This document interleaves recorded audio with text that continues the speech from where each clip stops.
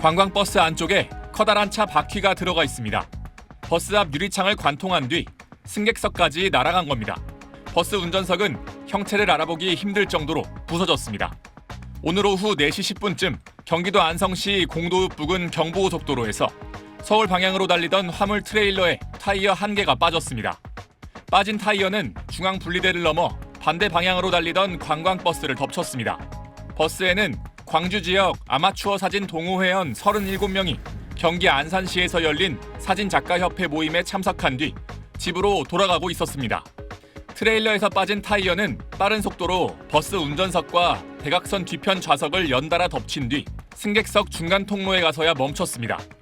저게 무거웠잖아요. 되게 엄청 무겁거든요. 사람 혼자 옮기기도 못해. 우리가 막 100km 가면 상대방도 100km 상태로 빠진 상태로 오면 그 충격은 어마어마하거든요. 60대 버스기사와 60대 남성 승객이 숨졌고 2명이 중상, 10여 명이 경상을 입었습니다. 타이어가 빠진 트레일러는 더 이상 주행하지 못하고 도로에 멈춰섰습니다. 사고 신고를 접수한 소방당국은 구조 인력 48명과 구급차 등 장비 17대 등을 투입해 승객들을 구조했습니다. 경찰은 트레일러 운전자인 60대 남성을 입건해 자세한 사고 경위를 조사하고 있습니다. 경찰은 트레일러 운전자에게 교통사고 처리 특례법상 치사 혐의를 적용하고 구속영장 신청 여부도 검토할 예정입니다. SBS 배성재입니다. 고속도로를 달리던 25톤 화물 트레일러가 덜컹하더니 갑자기 바퀴가 빠집니다. 바퀴는 중앙분리대에 부딪힌 뒤 연기를 뿜으며 튀어다니더니 급기야 분리대를 넘어 반대 차선에서 오던 버스와 정면으로 충돌합니다. 버스 유리창을 관통한 바퀴에 운전자와 승객 등 2명이 숨지고 13명이 중경상을 입었습니다. 경찰 조사 결과 트레일러 차량은 지난 2014년에 출고됐습니다. 빠진 바퀴는 하중을 분산시키기 위해 평소에는 땅과 떨어져 있다가 적재물이 무거우면 내려오는 가변축 바퀴였습니다. 트레일러 차량에 대해 1차 감식을 진행한 경찰과 교통안전공단은 정비가 미흡했을 가능성을 집중적으로 살폈습니다. 그 안쪽에 이제 허브 베어링이 들어가는데 이 베어링이 다 녹아버리면서 이 꽉 차 있던 부분이 없어지는 거죠. 다 마모가 돼버리면서 통째로 튀어나간 거죠. 달리는 화물차의 바퀴 빠짐 사고는 계속 반복되고 있습니다. 지난 2018년 서해안고속도로에선 트레일러에서 빠져나온 바퀴가 반대 차선을 덮쳐 1명이 숨지고 3명이 다쳤습니다. 당시 화물차의 바퀴 나사가 제대로 조여있지 않았던 걸로 조사됐습니다. 전문가들은 과적도 바퀴가 빠지는 원인이 될 수 있다고 말합니다. 평소에 과적을 많이 하고 특히 오프로드에서 상당히 많은 충격이 축에 가해지게 될 경우에는 오랜 시간이 지나면 그 피로도가 증가하면서 경찰은 국립과학수사연구소에 트레일러 차량 정밀 감정을 의뢰하고 정비와 점검이 제대로 이루어졌었는지 조사하고 있습니다. SBS 김영래입니다. 구급차가 고속도로 갓길을 타고 긴급 출동합니다. 도착한 사고 현장엔 지붕이 완전히 꺼진 SUV에서 구급대원의 심폐소생술이 이어집니다. 곧이어 차 안에서 구조된 탑승자들이 이송됩니다.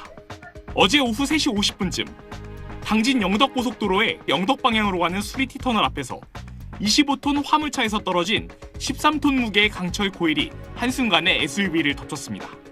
먼저 발생한 접촉사고로 터널 앞에 정체가 빚어졌는데 25톤 화물차가 뒤늦게 브레이크를 밟으면서 앞차와 부딪히는 걸 피해 2차로에서 1차로로 운전대를 트는 사이 짐칸에 묶여있던 13톤 코일 2개 중 1개가 풀려 떨어진 겁니다.